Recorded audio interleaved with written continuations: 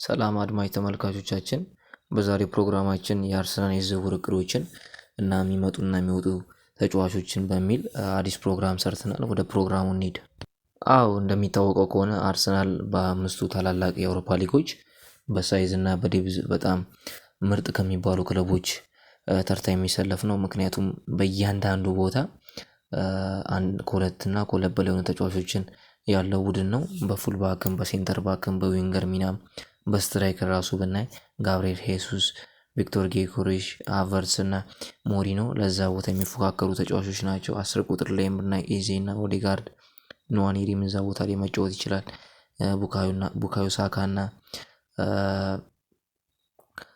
ትሮሳርድ፣ ማርቲኔሊም እዛ ቦታ ላይ መጫወት ይችላሉ። ማዱኪም ዊንገር ሚና ላይ እነኚህ መጫወት ይችላሉ። ተከላካዩ እንደዛም ዝግ ነው። ግን የሚነሱ ዜናዎች አሉ። ዴቪድ ኦርኒስታይንም ፋብሪዚዮ ሮማኖ የሚያነሷቸው ዜናዎች አሉ።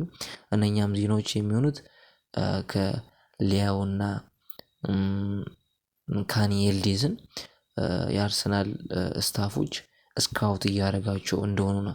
ምንም አይነት ንግግር እንደሌለ ይታወቃል። ንግግር እስካሁን አልጀመሩም፣ ግን በስካውት ደረጃ ስካውት እያደረጓቸው ነው፣ እንቅስቃሴያቸውን እያጤኑ ነው የሚል ሀሳብ አለ። ምክንያቱም ሊያውና ኤልዲዝ በሚጫወቱበት ቦታ ላይ አሁን ላይ በአርሰናል ቦታ እየተጫወቱ ያሉት ማርቲኔሊ እና ትሮሳርድ ናቸው። አንዳንዴ ደግሞ ፊት ሚና ማዱኬ እዛ ቦታ ላይ ይጫወታል። ግን በብዛት እየተጫወቱ ያሉት ማርቲኔሊ እና ትሮሳርድ ናቸው።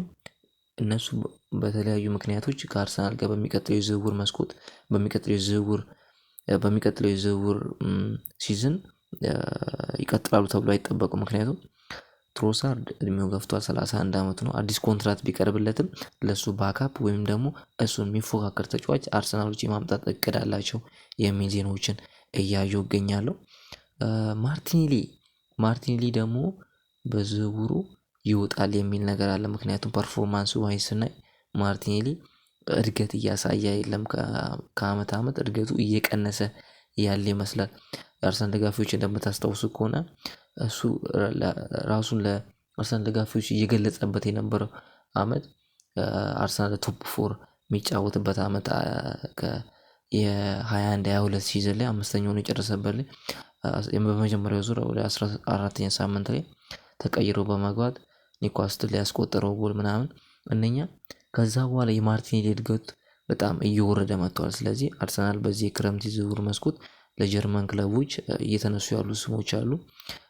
ቦሩሲያ ዶርትሙንድ እየተነሱ ያሉ ስሞች አሉ። አስቶን ቪላም በዛ ደረጃ የሚነሳ ስም ነው። በ60 ሚሊዮን ፓውንድ የሚሸጡት ከሆነ እዛ ላይ ጨምረው ወይም ይልዲዝን ወይም ደግሞ ሊያውን የማምጣት ነገር አለ።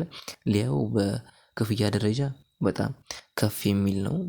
ብዙ ፓኬጁ በጣም ከፍ ይላል። ደሞዙም ኤሲ ሚላን የሚጠይቀው ገንዘብ ማለት ነው የ3 አመት ኮንትራት እንዳለው ይታወቃል ማለት ነው። ይልዲዝ በ10 ቁጥር ሚና መጫወት ይችላል። በክንፍም ተጫዋች ሆኖ መጫወት ይችላል። ስለዚህ ይልዲዝም ተመራጭ ነው ለአርሰናል። ግን በስካውቲንግ ደረጃ ነው ምንም አይነት ንግግር እንዳሌለ ለመታዘብ ችያለሁ ማለት ነው።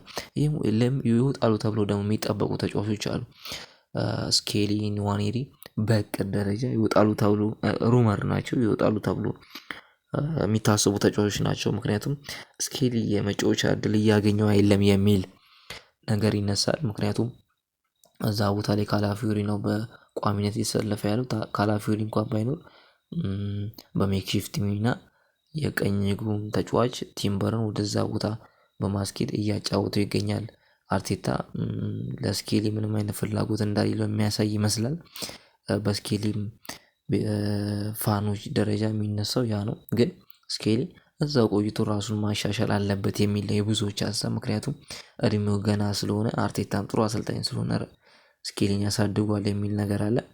ንዋኔሪ በካራቦ ካፕ የግማሽ ፍጻሜ የሩብ ፍጻሜ ጨዋታ ቀን ላይን አፕ ውስጥ አለመኖሩ በብዙ ደጋፊዎች ዘንድ ጭርታን ፈጥሯል። ምክንያቱም ንዋኔሪ ከዚህ በኋላ የመቆየት እድሉ በጣም አዳጋች ያደርግበታል የሚል ነገር እየታየ ይገኛል ማለት ነው። ምክንያቱም ካራቦ ካፕ ላይ ማልሰለፍ ከሆነ ራሴን ለሌሎች ቲሞች ሰጥቼ እዛ ላይ ጥሩ እንቅስቃሴ ባደርግ ይሻለኛል የሚል ነገር አለ። አዎ ወጣቶቹ ግን ብዙም ሩመር ናቸው። የመውጣት ናቸው ነገር ብዙም እርግጠኝነት የሚታከልበት ነገር ስላልሆነ ምክንያቱም ራሳቸውን ማሻሻል ይችላሉ። የበለጠ ራሳቸው በሚፈልጉት መንገድ ማሻሻል የሚችሉት አርሰናል ቤት እንጂ ሌሎች ክለቦች ቤት አይደለም ማለት ነው። የሚነሱ ዜናዎች አሉ እያንዳንዱን ዜናዎች በዚህ ዩቲዩብ ገጻችን የምናደርስ ይሆናል። ሰብስክራይብ በማድረግ ተባበሩን። አመሰግናለሁ።